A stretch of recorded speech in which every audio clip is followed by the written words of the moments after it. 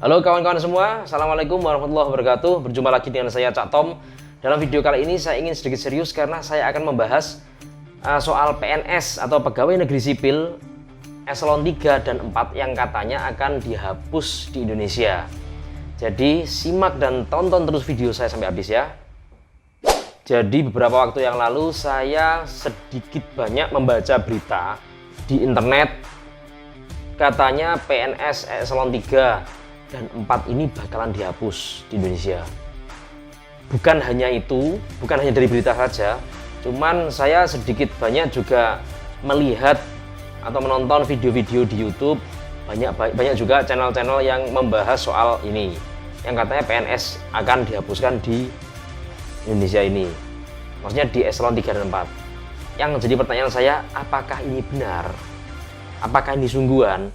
Tetapi kalau saya melihat dari kredibilitas berita-beritanya, kok kayaknya ya beneran. Juga channel-channel YouTube banyak yang membahas soal ini, jadi kemungkinan benar terjadi.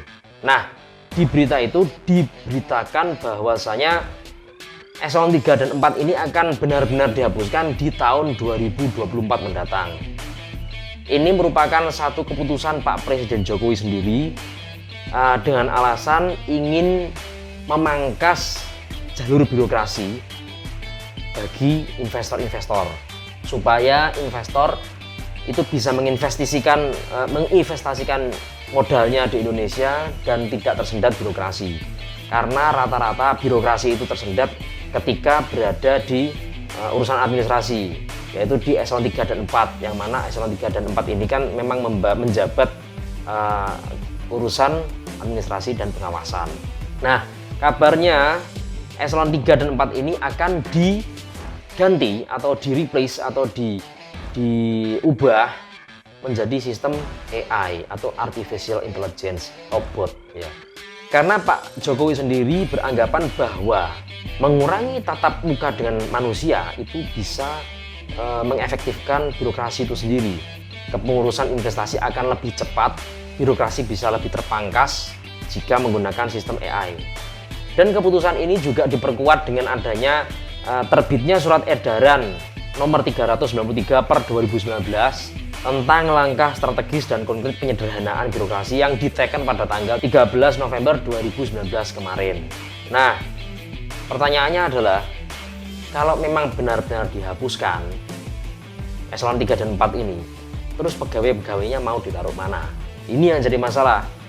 Tapi banyak juga asumsi-asumsi atau beberapa kabar media juga memberitakan bahwasanya mereka-mereka yang ada pada Eselon 3 dan 4 akan dialihfungsikan, yang sebelumnya menjabat jabatan struktural menjadi jabatan fungsional. Tetapi kita juga nggak tahu apakah ini benar atau enggak ya. Nah, kalau seumpama tidak jadi dialihfungsikan sama pemerintahan dilepas, ya berarti siap-siap aja yang menjabat Eselon 3 dan 4 ini. Pastinya dapat pesangon juga. Nah, tetapi di sini kita kan kalau seumpama memang seperti itu, berarti kita harus benar-benar mempersiapkan pesangonnya nanti buat apa.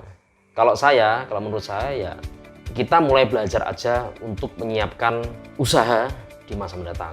Kita mulai belajar untuk berwirausaha ya. Nah, sedikit pengalaman juga dari saya sendiri. Saya memang akhir-akhir ini juga sedang mengurus suatu perizinan yang mana saya ingin mendirikan suatu usaha baru. Nah, di sini memang pada saat saya mengurus izin ini menggunakan sistem OSS, yaitu Online Single Submission, bisa diakses di website oss.go.id. Itu memang sangat cepat sekali. Zaman dahulu mengurus SIUP TDP itu membutuhkan waktu berhari-hari hingga berminggu-minggu. Tetapi sekarang yang mana TDP, tanda daftar perusahaan, ini sudah dipindah menjadi sistem NIB, nomor induk berusaha, dan kita bisa mengaksesnya, mengurusnya menggunakan website oss.go.id. Ini memang benar-benar jauh lebih cepat. Saya mengurus hari itu dan hari itu juga keluar izinnya. Luar biasa bukan? Nah, sekarang kembali yang tadi, kalau memang Eselon 3 dan 4 ini terus dihapuskan, nah lanjutannya selanjutnya bagaimana? Kalau saran saya, ya sudah mulai belajar wirausaha dari sekarang. gunakan nanti pesangon ketika Anda seumpama memang benar-benar dieliminasi dan Anda dilepas. Anda sudah punya kekuatan atau pengetahuan untuk menggunakan pesangon tadi untuk berwirausaha. Lalu imbasnya juga selain itu ya, sepertinya anak-anak muda zaman sekarang juga kayaknya nggak terlalu respect lagi ya. Bisa saja hal ini itu menjadikan anak-anak muda zaman sekarang itu sedikit memandang PNS sebelah mata. Saya tidak bicara seperti apa-apa ya, maksudnya bukan gimana-gimana. Cuman sepertinya profesi PNS ini kok nggak se-booming dulu. Zaman orang tua kita kan kalau siapa aja yang jadi PNS itu wah, seperti pokoknya udah hidupnya terjamin lah kalau jadi PNS. Dulu itu pokoknya sangat favorit sekali. Tapi kok sepertinya anak muda zaman sekarang kurang terlalu melihat itu ya. Apalagi ada keputusan Pak Presiden katanya menghapuskan eselon 3 dan 4 ini. Mungkin teman-teman semua mulai berpikir ulang untuk bagaimana seumpama daripada menjadi PNS lebih baik sedikit mempersiapkan diri untuk berwirausaha sendiri. Zaman sekarang men, anak muda yang berkarya, oke?